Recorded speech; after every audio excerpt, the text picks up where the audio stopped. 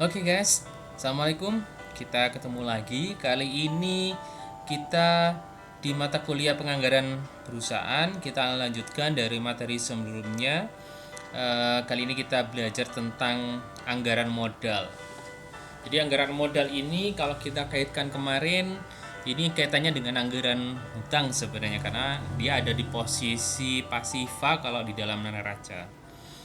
Em, kita akan lihat pertama di kebutuhan di anggaran modal. Em, Modal sendiri adalah selisih lebih dari harta atas hutangnya. Jadi kalau di sisi pasifa kita lihat di situ ada kewajiban dengan modal. Nah, maka di sini modal sendiri ini lebih dia adalah selisih lebih harta atas hutangnya. Nanti kalau dari anggaran modal itu kita akan melihat adanya anggaran perubahan modal. Jadi tiap badan usaha otomatis berbeda-beda modalnya karena memang ini ada kaitannya dengan struktur modal dari bentuk perusahaan itu. Nah, kalau kita lihat badan usaha di Indonesia eh, yang memang didasarkan oleh ada perundang-undangan di Indonesia, maka badan usaha di Indonesia itu yang pertama ada perusahaan perseorangan. Jadi ini perusahaan yang sifatnya milik orang pribadi gitu ya. Kemudian ada lagi perusahaannya adalah kalau kita lihat di sini adalah perusahaan firma.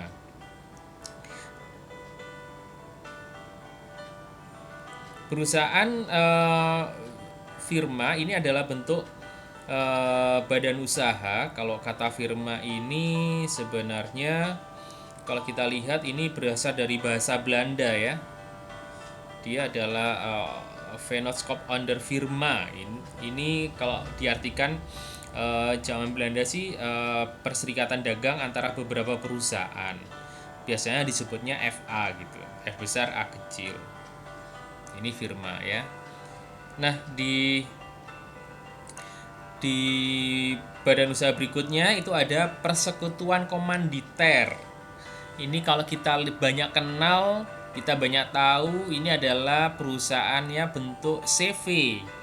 Jadi kalian banyak tahu kalau di kita adalah CV ya, badan usaha CV. Ini juga sama sebenarnya, berasal dari bahasa Belanda itu ya. Kalau bahasa Belandanya adalah Komanditer Vonenschap itu istilahnya dari bahasa Belanda sebenarnya dia. Komanditer Vennootschap itu ya. Ini CV. Nah, kemudian ada lagi di sini ada perseroan terbatas. Ini adalah PT. Nah, kemudian badan usaha yang terakhir adalah bentuknya koperasi. Nanti kita akan bahas satu ya. Pertama kita lihat penyusunan anggaran perubahan modal perusahaan perseorangan. Jadi perusahaan perseorangan atau bahasa lainnya adalah proprietorship. Ini adalah badan usaha yang modalnya dimiliki oleh satu orang dan pemilik dapat menarik modalnya kapanpun untuk keperluan pribadi mereka. Biasanya disebut dengan istilah private. Pemilik bertanggung jawab penuh terhadap utang perusahaan, sehingga kalau perusahaannya tidak bisa membayar utang, maka pemilik otomatis harta pribadinya harus ikut untuk membiayai dari utang perusahaannya. Ini contohnya, jadi ada pabrik tahu Jono mempunyai data selama Januari 2019. Modal awal Jono itu 1 juta di tanggal 17 Januari. Rencananya Jono menyetor uang tunai menambah modalnya 500.000. Kemudian tanggal 28 Januari Jono menarik uangnya sebesar 100.000 untuk keperluan pribadi atau privat tadi. Kemudian laba bersihnya dianggarkan bulan Januari 2019 sebesar 150.000.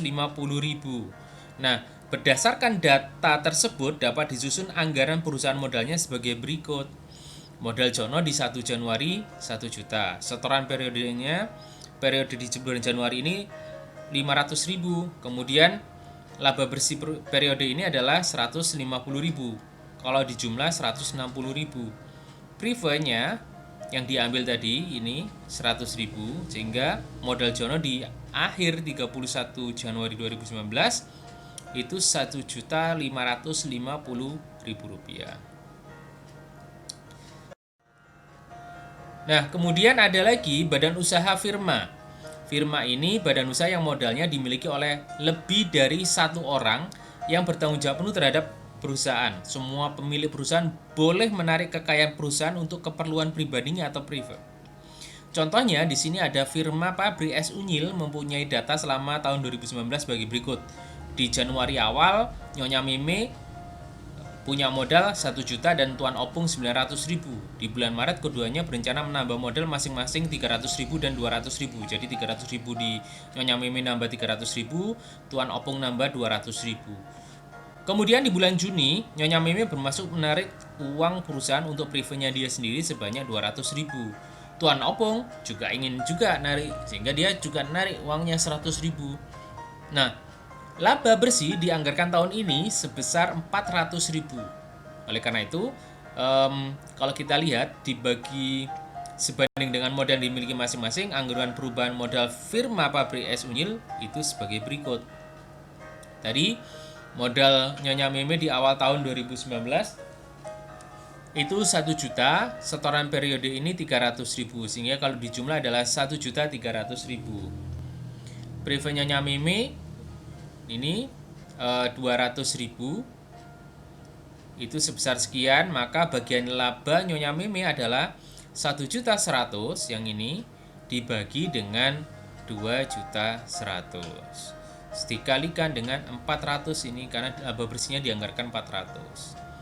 Ini 2.100 totalnya ya, total modalnya, sehingga 209.524. Maka modal akhir Nyonya Meme di akhir Desember adalah 1.309.524. Begitu juga Tuan Opung. Tuan Opung juga sama ini. Modal di awalnya 900, setoran periodenya ini 200, kemudian dijumlah 1.100.000. Prevenya Tuan Opung 100.000, sehingga dikurangi menjadi 1 juta, maka bagian laba Tuan Opungnya adalah 1 juta kali dibagi 2.100.000 total modalnya, sehingga dikalikan 40.000 sama dengan 190.476. Maaf, ini 400.000 mestinya. Oke, modal akhirnya Tuan Opung 1.190.476. Maka modal firma Pabrik Es Unyil di akhir periodenya adalah ini ditambahkan ini menjadi 2.500.000.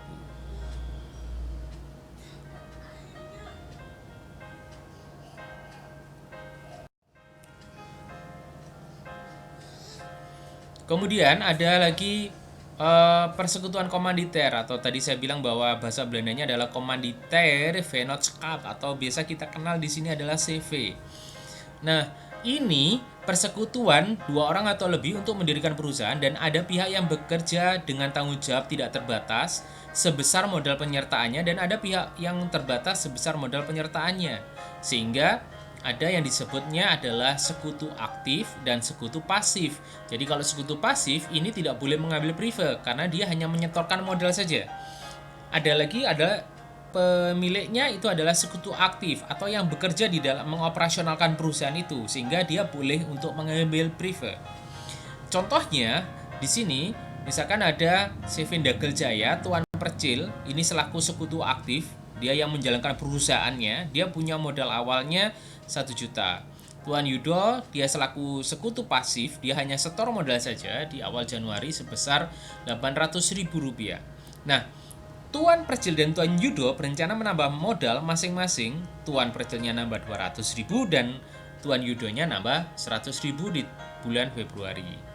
Kemudian Tuan Percil menarik prive di bulan November itu sebesar 150.000, karena memang hanya Tuan Percil yang boleh mengambil prive karena dia selaku sekutu aktifnya. Jadi Tuan Yudo tidak boleh mengambil karena dia sebagai sekutu pasif. Itu yang perlu kalian ingat. Laba bersih dianggarkan tahun 2009 sebesar 300.000. Jadi sudah diproyeksikan pakai yang kita pakai kemarin di anggaran jualan dan macam-macam nanti, sehingga ketemu prediksinya laba bersihnya ketemu 300.000. Nanti bagaimana pembagiannya secara proporsional kita lihat contohnya. Kalau kita lihat di sini di CV Dagel Jaya, tadi kan Tuan Percil di Januari modalnya store 1 juta.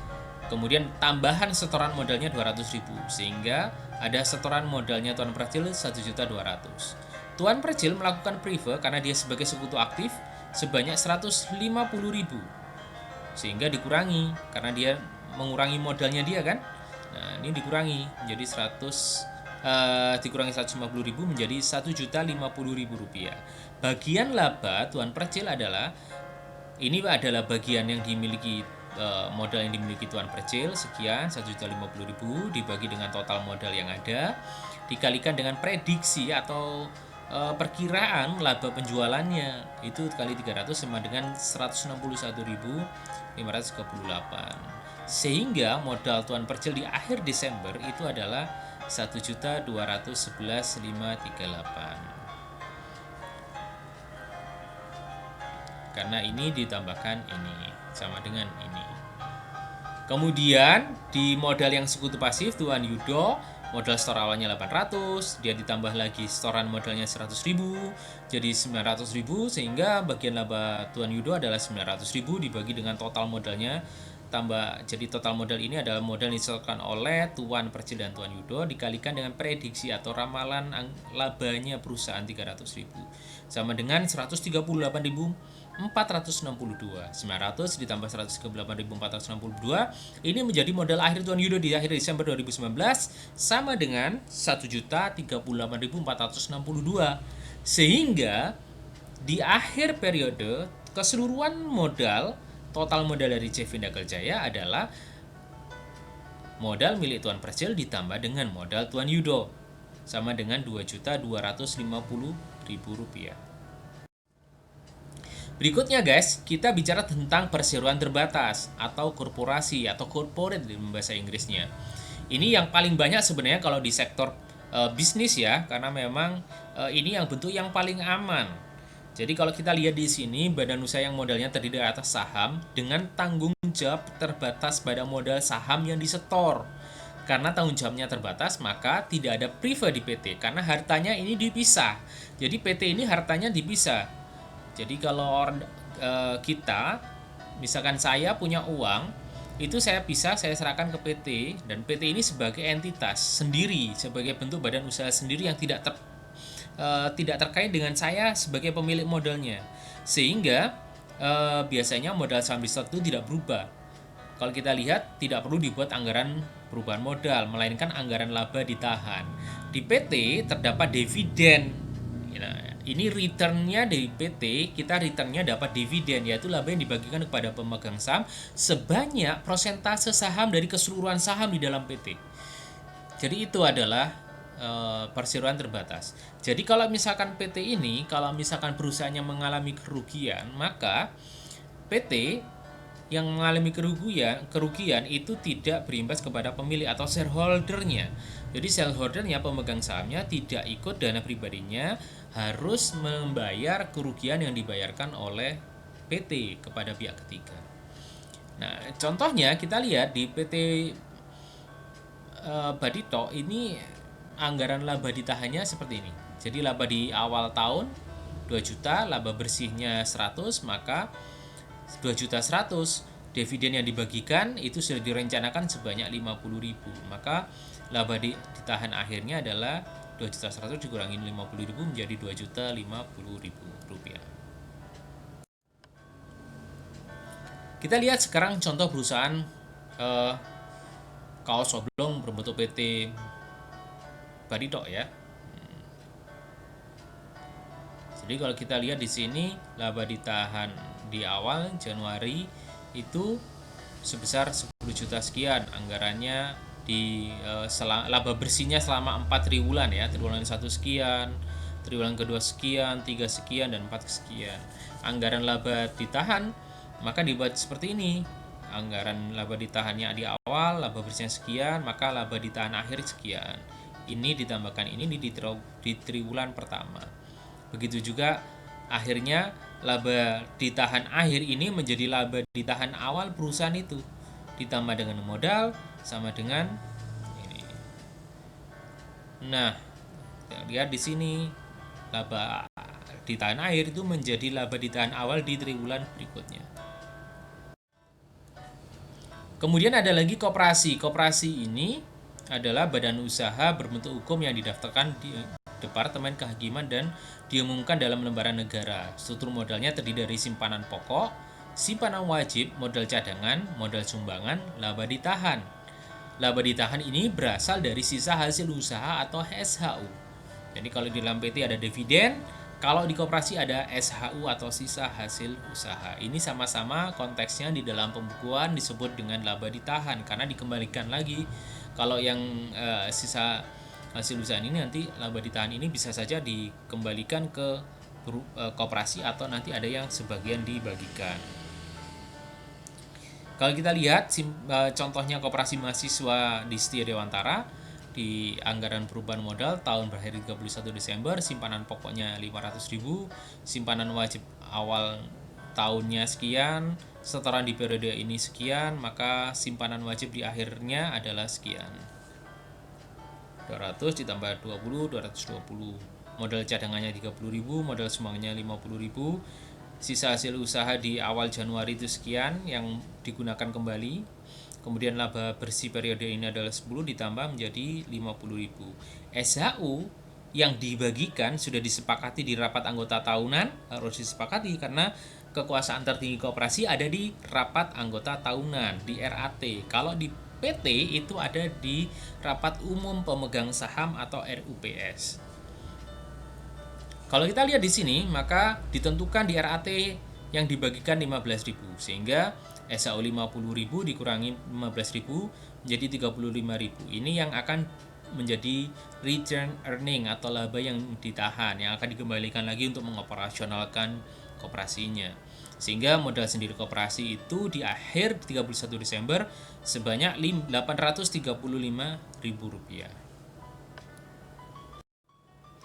Itu kira-kira yang bisa saya sampaikan. Terima kasih atas waktunya. Wassalamualaikum warahmatullahi wabarakatuh.